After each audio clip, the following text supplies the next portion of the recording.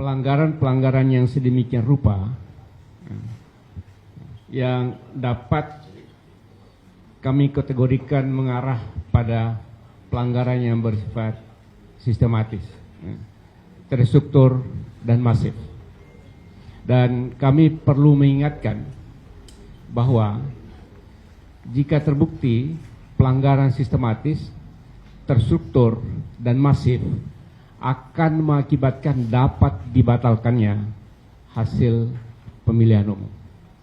Karena itu penting sekali saya dan kami dari Timnas dan tim hukum mengingatkan semua pihak bahwa kalau terjadi pelanggaran-pelanggaran yang demikian sistematis, terstruktur, dan masif mengakibatkan pelanggaran dari mengakibatkan pembatalan dari hasil pemilihan umum.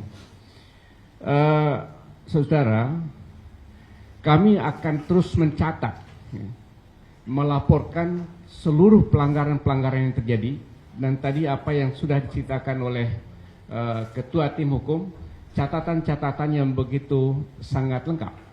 Nah, catatan ini menunjukkan bahwa betapa banyak pelanggaran dilakukan oleh paslon, tadi paling tidak, oleh paslon nomor 2, ada 3 pelanggaran dilakukan oleh calon wakil presiden, dan kami sudah laporkan. Dan pelanggaran itu sepertinya sebuah desain. Pertama dengan pelibatan aparat desa di seluruh Indonesia. Dan Cawapres Gibran hadir dan merasa tidak bersalah apa-apa. Kemudian pelanggaran di Car Free Day, kemudian pelanggaran di masuk pesantren anak-anak, dan seterusnya. Jadi, saya sekalian, pelanggaran-pelanggaran yang dilaporkan, yang diabaikan oleh pengawas pemilu, itu adalah bentuk keterlibatan dari penyelenggara pemilu dengan melakukan pemihakan kepada salah satu pasangan calon.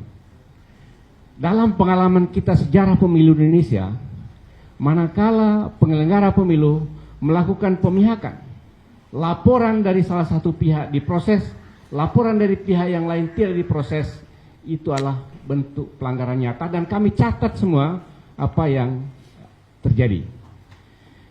Kemudian saudara-saudara, pelanggaran yang sifat sistematis, terstruktur, dan masif, pertama melibatkan pasangan calon atau peserta, kemudian yang kedua melibatkan penyelenggara baik secara aktif maupun tidak aktif.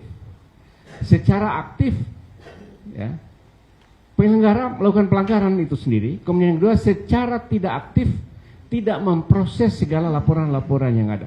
Dia tidak melaksanakan tanggung jawab kewajibannya menjaga pemilu yang free and fair. Kemudian yang ketiga adalah pelanggaran yang dilakukan oleh para penyelenggara negara, baik secara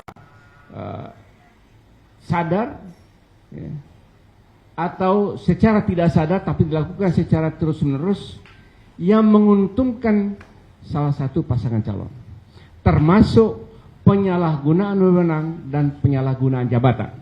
Nah, inilah kaitan dengan menteri yang turun ke daerah dan melakukan kampanye secara tidak langsung, itu adalah penyalahgunaan posisi dan penyalahgunaan jabatan yang terus kami akan catat bahwa itu adalah pelanggaran-pelanggaran yang dilakukan oleh para peserta maupun tim kampanye dan partai pendukungnya. Saudara, kami dari tim hukum meminta kepada seluruh seluruh kader partai, seluruh relawan untuk tidak takut melapor.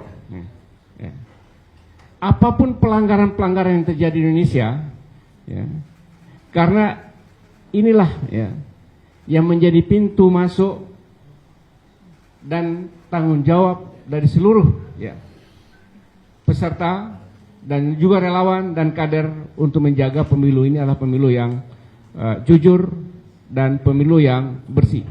Dan tidak usah takut. Kami akan mengawal saudara Kami akan mengawal seluruh tim yang ada di seluruh daerah Indonesia untuk dilindungi oleh hukum.